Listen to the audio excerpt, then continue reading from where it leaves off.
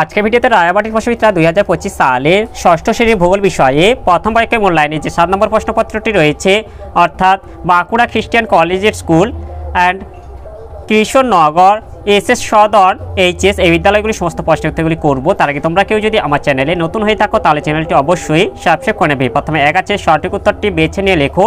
এক আছে শুক্র গ্রহের গড় উচ্চতা, এটা হবে 465 ডিগ্রি সেলসিয়াস। এরপর 2 আছে সৌরজগতের বৃহত্তম গ্রহাণু, এটা হবে সেরেস। এরপর 3 আছে মাউন্ট এভারেস্ট, এটা হবে নেপালে অবস্থিত। এরপর 4 আছে পৃথিবীর নিরক্ষীয় ব্যাস মেরু ব্যাসের তুলনায়, এটা হবে 42 কিমি বেশি। এরপরে 5 আছে পৃথিবীর অক্ষ কক্ষতলের সঙ্গে, এটা হবে 66 ডিগ্রি কোণে হেলে থাকে। 6 এটা হবে আন্তর্জাতিক তারিখ রেখা পেরিয়ে পূর্ব গোলার্ধে গেলে একদিন বাড়িয়ে নিতে হয়। এরপর 2 এতে আছে শূন্যস্থান পূরণ করো। একে আছে ভারতের মূল ভূখণ্ড পশ্চিমে, এটা হবে 68 ডিগ্রি 7 মিনিট পূর্ব দ্রাঘিমা থেকে পূর্বে 97 ডিগ্রি 25 মিনিট পূর্ব দ্রাঘিমা রেখার মধ্যে অবস্থিত। এরপর 2 আছে মালাবার উপকূলের উপহ্রদগুলিকে, এটা কয়াল বলে। এরপর বিতে আছে নিচের প্রশ্নগুলির অতি সংক্ষিপ্ত উত্তর দাও। 1 আছে ভারতের মূল ভূখণ্ডের দক্ষিণতম বিন্দুটির নাম কি, এটা কন্যাকুমারিকা। 2 আছে দুটি পর্বতের মাঝের নিচু অংশকে কি বলা হয়, এটা উপত্যকা বলা হয়। এরপর 3 আছে নিচের প্রশ্নগুলির সংক্ষিপ্ত উত্তর দাও যে কোনো দুটি। 1 আছে ভারতের দুটি বিশ্ব প্রাকৃতিক ঐতিহ্যপূর্ণ স্থানের নাম লেখো। ভারতের দুটি বিশ্ব প্রাকৃতিক ঐতিহ্যপূর্ণ স্থানের নাম হলো, 1 হচ্ছে সুন্দরবন জাতীয় অঞ্চল এবং 2 হচ্ছে নন্দাদেবী সিংহ। এরপর 2 আছে উপসাগর কাকে বলে, এটা 3 দিক স্থলভাগ দ্বারা বেষ্টিত জলভাগকে উপসাগর বলে। এরপর 3 আছে নেপালের সঙ্গে ভারতের কোন কোন রাজ্যের সীমানা স্পর্শ করে রয়েছে। এর উত্তরটি হলো নেপালের সঙ্গে স্পর্শ করে আছে উত্তরাখণ্ড, উত্তরপ্রদেশ, বিহার, পশ্চিমবঙ্গ ও সিকিম।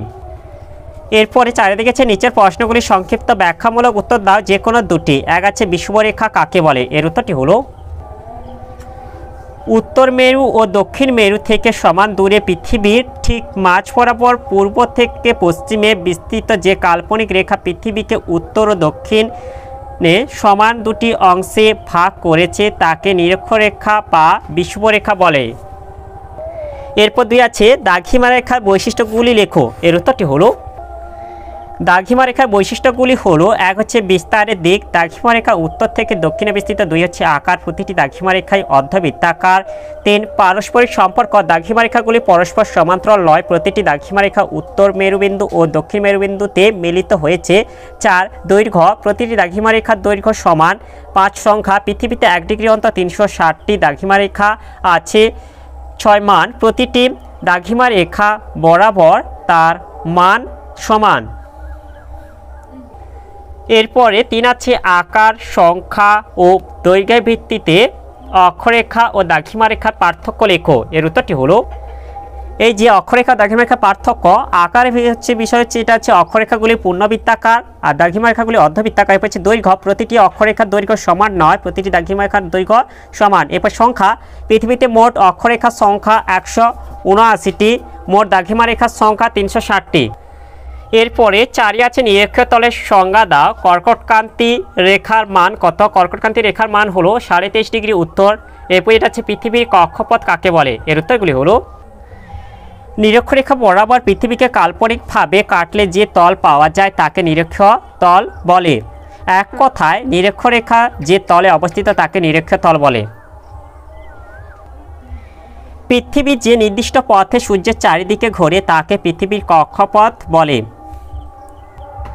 এরপরে 5 আছে নিচের প্রশ্নগুলির উত্তর দাও যে কোনো দুটি। 1 আছে ভারতের উপদ্বীপীয় মালভূমি অঞ্চলের সংক্ষিপ্ত পরিচয় দাও। এর উত্তরটি হলো, এর উত্তরটি তোমরা এখান থেকে বলে দেবে যে উত্তরের সমভূমির দক্ষিণে অবস্থান করছে ত্রিভুজের মতো দেখতে ভারতের উপদ্বীপীয় মালভূমি অঞ্চল। মালভূমির 3 দিক পাহাড় দিয়ে ঘেরা। উত্তরে আছে আরাবলী, বিন্ধ্য, সাতপুরা পর্বত, পশ্চিমে আছে পশ্চিমঘাট, দক্ষিণে আছে নীলগিরি, আনাইমালাই ও পালনি এবং পূর্বে আছে পূর্বঘাট পর্বতমালা। সমগ্র অঞ্চলটির গড় উচ্চতা 600 থেকে 900 মিটারের মধ্যে। পশ্চিম থেকে পূর্ব দিকে ভূমির উচ্চতা ক্রমশ কমে গেছে। এরপর আছে সমগ্র অঞ্চলটিকে কয়েকটি ভাগে ভাগ করা যায়। প্রথমে হচ্ছে মধ্যভাগের উচ্চভূমি, খুব শক্ত প্রাচীন শিলা দিয়ে গঠিত এই অঞ্চলে মালব, বুন্দেলখণ্ড এইরকম বহু মালভূমি দেখা যায়। এই মালভূমি অঞ্চল থেকে নর্মদা তাপ্তি নদীর সৃষ্টি হয়েছে। এই দুটি নদী পশ্চিম দিকে বয়ে গিয়ে খাম্বাত উপসাগরে পড়েছে। এরপর হচ্ছে পূর্ব ভারতের উচ্চভূমি। এই অঞ্চলে ছোটনাগপুর বাঘেলখণ্ড মালভূমি দেখা যায়। মহানদী দামোদর এই অঞ্চলে প্রধান নদী। এই দুটি নদী বঙ্গোপসাগরে পড়েছে।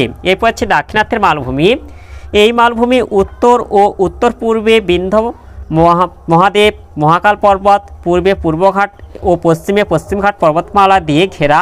এই অঞ্চলের নদীগুলি হলো গোদাবরী, কৃষ্ণা, কাবেরী। এরপরে 2 আছে সিন্ধু নদের গতিপথ বর্ণনা করো। এর উত্তরটি হলো 2880 কিমি দীর্ঘ সিন্ধু নদের মাত্র 709 কিমি ভারতে অবস্থিত। উৎস তিব্বতের মানস সরোবরের নিকট কৈলাস পর্বতের সিনকা বা হিমবাহ। গতিপথ উৎস থেকে উত্তর পূর্বে প্রবাহিত হয়ে ভারতে প্রবেশ করেছে। জম্মু ও কাশ্মীর এর ওপর দিয়ে প্রবাহিত হয়ে নাঙ্গা পর্বতের কাছে দক্ষিণে বেঁকে পাকিস্তানে প্রবেশ করেছে। এরপরে উপনদী শতদ্রু, বিপাশা, ইরাবতী, চন্দ্রভাগা, বিতস্ততা। এই উপনদীগুলি পাঞ্জাব, হিমাচল প্রদেশ ও জম্মু কাশ্মীরের ওপর দিয়ে প্রবাহিত হয়ে পাকিস্তানে গিয়ে সিন্ধু নদীর সঙ্গে মিলিত হয়েছে। এরপর আছে মোহনা, পাকিস্তানের উপর দিয়ে দক্ষিণ পশ্চিমে প্রবাহিত হয়ে আরব সাগরে পতিত হয়েছে। এরপর হচ্ছে শহরের অবস্থান শ্রীনগর, লেহ প্রভৃতি।